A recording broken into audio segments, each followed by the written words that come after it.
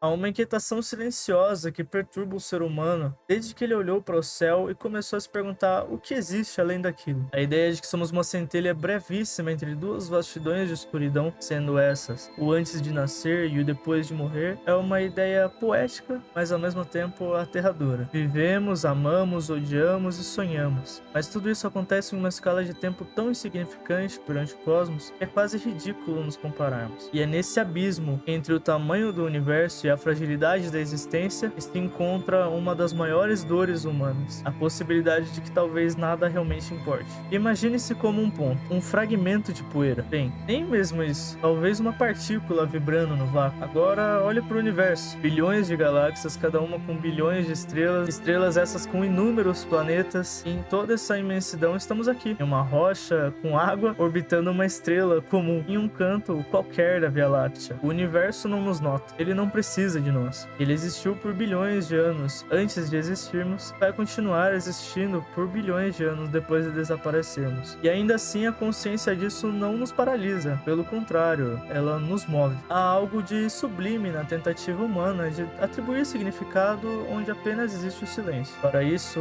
inventamos religiões, ciências, filosofias, mitos. Essas coisas não servem apenas para compreender o mundo, mas principalmente para justificar a nossa existência nele. Buscamos sentidos com uma urgência quase desesperada, como náufragos agarrados em tábuas de madeira que estão flutuando no meio do oceano vazio. E dentro dessa escala de tempo gigantesca da existência, existe uma coisa que incomoda o imaginário das pessoas que almejam a grandeza: a tragédia silenciosa do esquecimento. Quantas vidas incríveis existiram e foram apagadas completamente da história? Quantas ideias brilhantes jamais foram escritas? Quantas emoções avassaladoras morreram com os seus donos? A verdade é que somos passageiros. Mesmo os nomes mais célebres de artistas, políticos, líderes, filósofos, eles podem até ser lembrados por um tempo, mas também acabarão sendo esquecidos com o passar do tempo. Somos como ondas que sobem por um instante, mas acabam se quebrando ao chegar na areia da praia. Mas talvez o valor da existência não esteja na sua permanência, mas sim no movimento. Somos como engrenagens pequenas que movem uma máquina maior. Essa máquina maior é chamada de humanidade. A maioria de nós não será lembrada, mas todos participamos direta ou indiretamente da construção de tudo que a humanidade já foi ou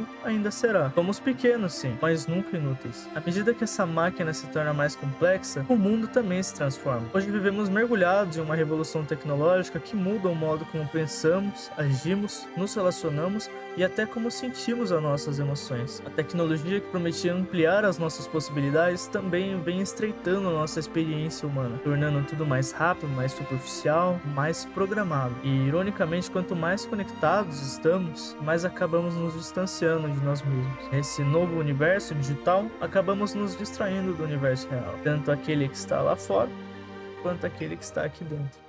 Bem, trocando um pouco de assunto, fala-se muito sobre o progresso, sobre a evolução, mas raramente nos perguntamos o que de fato estamos construindo, para onde de fato estamos indo. A vida moderna nos vendeu a ideia de que precisamos estar o tempo todo sendo produtivos, que o nosso tempo precisa ser preenchido com tarefas, que o descanso é preguiça. Mas será que estamos progredindo mesmo, ou apenas criando modos mais eficientes de evitar pensar sobre o quão perdidos estamos? Vivemos em um mundo onde a rotina consome, onde a burocracia nos desumaniza e onde a correria nos impede de parar e pensar. E no meio disso tudo, o ser humano se torna um número, uma estatística, somente uma peça na engrenagem. O problema não é a máquina. O problema é quando nos esquecemos que somos mais do que peça. Somos consciência. A humanidade sempre avança. Mas será que os indivíduos estão acompanhando esse avanço com as suas almas? Diante do universo indiferente, a ciência nos oferece respostas. Ela mede, calcula e modela a grandeza de tudo aquilo que está lá fora. Mas há perguntas que a ciência não responde, e talvez ela simplesmente não deva tentar responder e nem queira. Questões como o que é o amor, por que algo existe em vez de não existir nada, e o que há depois da morte. Essas perguntas são exemplos de perguntas que a ciência não busca responder. Quem busca responder essas perguntas é a fé. A fé, ela não mede, ela sente. Ela acredita mesmo quando o mundo parece absurdo. E é aqui que surge o conflito: razão e emoção, cálculo e intuição, ou ciência e espírito. Muitos vivem vivem presos entre esses dois polos, desejando provas, mas ansiando por um sentido. Mas talvez a resposta não esteja em escolher um lado, mas talvez em compreender que somos ambos, lógica e mistério, átomos e alma. Trocando um pouco a perspectiva da nossa análise, em nossa época somos mais livres do que nunca. Podemos escolher carreiras, crenças e estilos de vida, mas essa nossa liberdade vem com um preço, peso da escolha. Quando tudo é possível, nada é certeiro, e é por causa disso que muitos anseiam por um destino, um roteiro, uma voz que diga, é por aqui que você deve seguir. O paradoxo da liberdade é justamente esse. Quanto mais livres somos, mais desejamos que alguém nos diga o que fazer. E talvez seja por isso que tantas pessoas aceitam qualquer crença, qualquer dogma, qualquer verdade absoluta e qualquer líder. Elas não aceitam essas coisas por convicção, mas sim por medo de se perder. O universo não nos dá uma direção certeira, mas ele nos dá a oportunidade de criarmos uma, mesmo que essa direção seja somente nossa. A dor de existir é real, e em um mundo onde o silêncio nos lembra da morte, da solidão e da insignificância, a distração acabou por se tornar a droga mais acessível. As redes sociais nos oferecem entretenimento infinito, porém vazio. Passamos horas rolando telas, consumindo conteúdo, nos comparando e nos inflamando com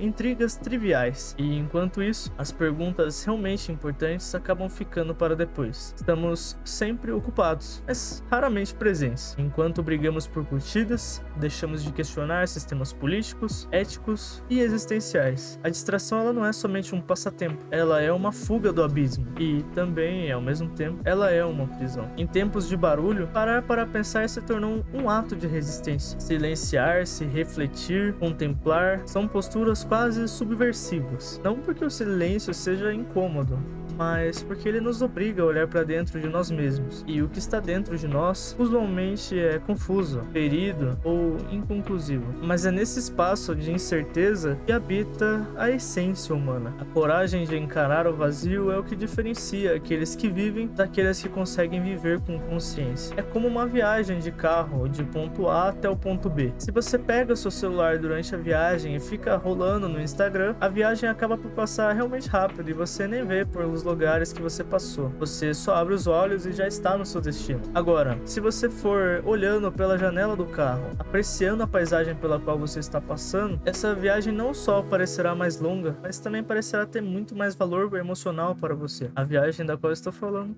é a vida. Concluindo, somos pequenos sim, mas talvez não sejamos totalmente irrelevantes, porque mesmo uma vela acesa em um quarto totalmente escuro muda o ambiente por completo. Nossos gestos, nossos pensamentos, nossas escolhas, por menores que elas sejam, são como faíscas que juntas iluminam a máquina inteira que é a humanidade. E se o universo não se importa conosco, que bom! Isso significa que somos livres para criar nossos próprios significados. E isso talvez seja a forma mais bela de existir.